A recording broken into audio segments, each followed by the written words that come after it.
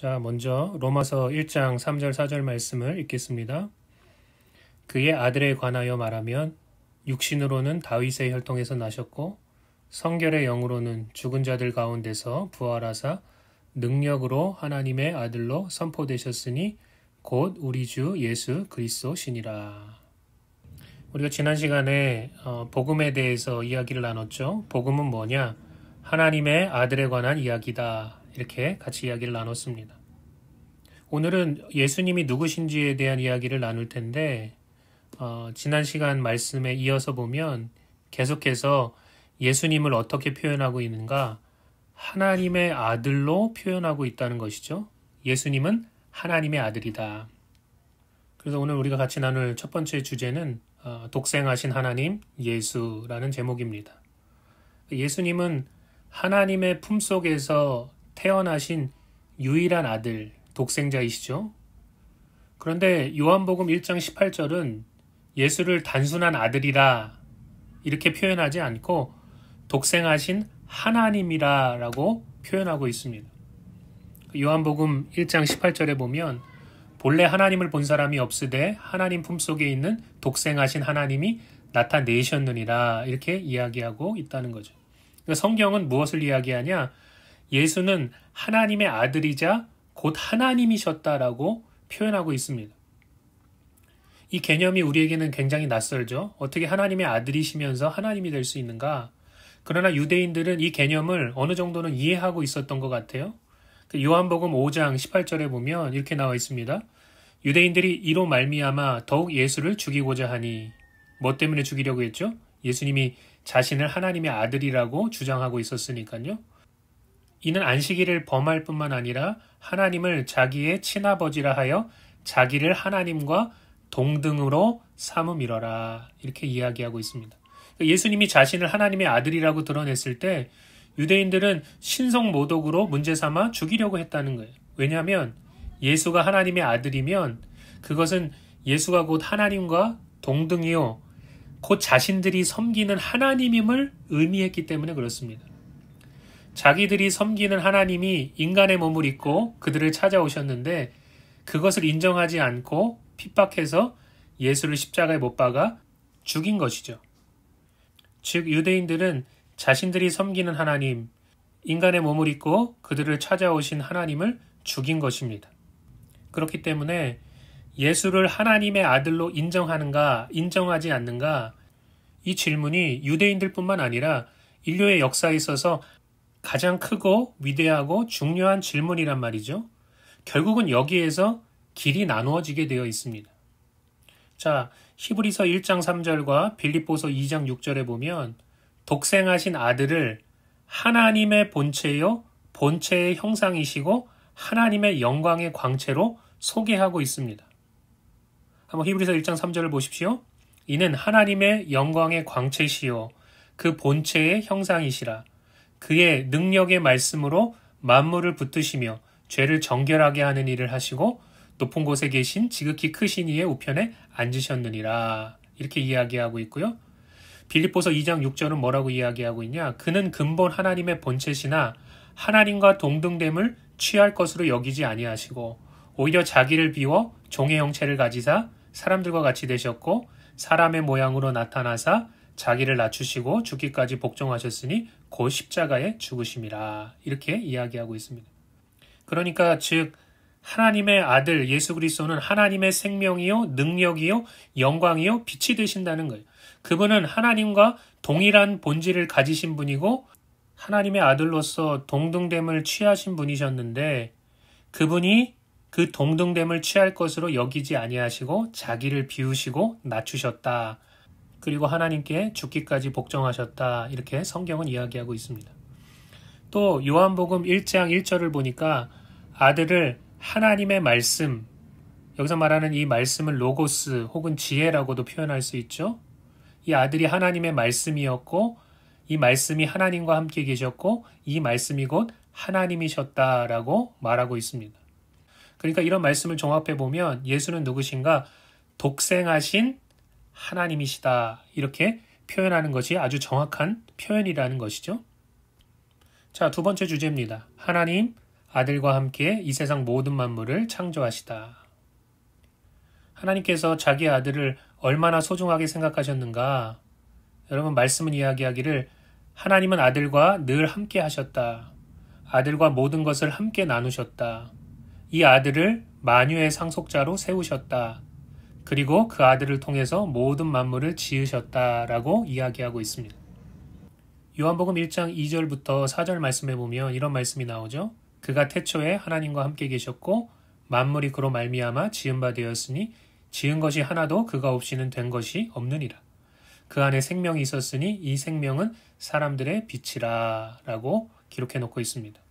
또 히브리서 1장 2절에 보면 이런 말씀이 나오죠. 이 모든 날 마지막에 아들로 우리에게 말씀하셨으니 이 아들을 만유의 상속자로 세우시고 또 저로 말미암아 모든 세계를 지으셨느니라. 여러분, 이것은 무엇을 의미합니까? 오직 아들을 통해서만 정확한 하나님의 음성, 하나님의 뜻을 알 수 있고, 즉 들을 수 있고, 그 아들 예수가 우리의 주인이시고 우리 모두는 그를 위해서 존재하고 있다는 거예요. 누가 우리의 창조주이십니까? 예수 그리스도라는 거죠. 우리는 누구를 위해서 살아가야 됩니까? 우리를 위하여 자기 몸을 버리신, 자기의 생명을 버리신 하나님의 아들을 위해서 살아가야만 한다라는 것이죠. 자, 세 번째 주제입니다. 사람의 모양으로 육신으로 이 땅을 찾아오신 하나님의 아들. 빌립보서 2장 6절, 7절, 8절에 보면 이렇게 나와 있죠. 그는 근본 하나님의 본체시나 하나님과 동등됨을 취할 것으로 여기지 아니하시고 오히려 자기를 비워 종의 형체를 가지사 사람들과 같이 되셨고 사람의 모양으로 나타나사 자기를 낮추시고 죽기까지 복종하셨으니 곧 십자가에 죽으심이라.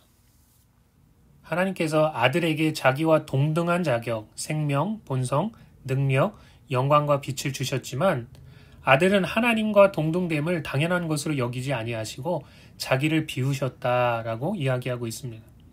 하나님과의 동등됨, 그 신적인 속성을 내려놓으시고 자발적으로 하나님의 종이 되셨다는 거예요.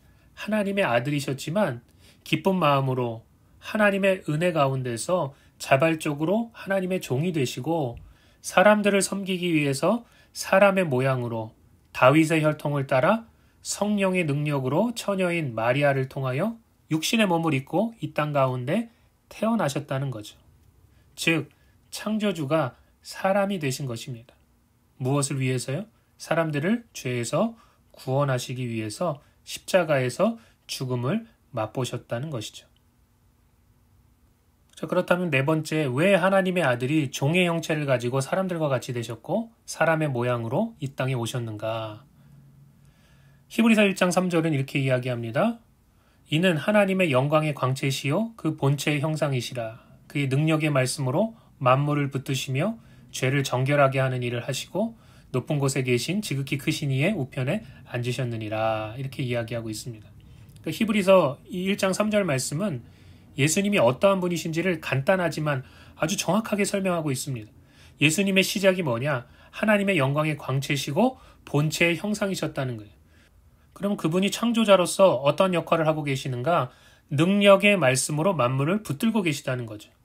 그러면 구원자로서 이 땅에서 어떤 역할을 하셨는가? 죄를 정결하게 하는 일을 하셨다는 거예요. 그리고 예수님은 지금 어디에 계시는가? 높은 곳에 계신 지극히 크신 이의 우편에 앉으셨다라고 이렇게 설명하고 있습니다. 예수님이 이 땅에 오신 목적을 뭐라고 말하고 있습니까? 독생하신 하나님이 죄를 정결하게 하기 위해서 이 땅에 인간의 몸을 입고 오셨다라고 이야기하고 있습니다. 인간을 죄로부터 사망으로부터 구원하기 위한 하나님의 방법이 무엇인가? 창조주이신 아들이 인간이 되어서 자신의 생명을, 자신의 가치를 십자가에서 내어주신 것입니다. 죄를 사하기 위해서 피 흘려 죽으셨습니다. 그분은 사람들의 생명이요 빛인 분이시죠. 그분의 가치는 무궁하고 셀 수도 없고 다 표현할 수도 없습니다. 그분이 십자가에서 내놓으신 그 생명을 믿고 그것을 얻기 위해서 예수님께 나아가는 자들이 영생을, 구원을 얻게 된다. 이것이 복음의 핵심입니다. 마태복음은 육신의 몸을 입고 이 땅에 오신 두 가지 목적을 그의 이름으로 설명하고 있습니다. 마태복음 1장 20절부터 보면 이렇게 설명하고 있습니다. 이 일을 생각할 때 주의 사자가 현몽하여 이르되 다윗의 자손 요셉아 내 아내 마리아 데려오기를 무서워하지 말라. 그에게 잉태된 자는 성령으로 된 것이라. 아들을 낳으리니 이름을 예수라 하라. 이는 그가 자기 백성을 그들의 죄에서 구원할 자이심이라 하니라. 보라 처녀가 잉태하여 아들을 낳을 것이요 그의 이름은 임마누엘이라 하리라 하셨으니 이를 번역한즉 하나님이 우리와 함께 계시다 함이라. 먼저 자기 백성을 그들의 죄에서 구원하시기 위함이라는 것은 히브리서 1장 3절에서 이야기하는 죄를 정결하게 하는 일과 같은 이야기죠. 그런데 여기 보면 또 하나의 이름을 언급하고 있는데 그분의 이름은 뭐냐? 임마누엘이다. 이렇게 표현하고 있습니다. 그러니까 이 땅에 예수님께서 오신 목적이 뭐냐? 하나님이 사람인 우리와 함께 하시기 위해서 오셨다는 거예요.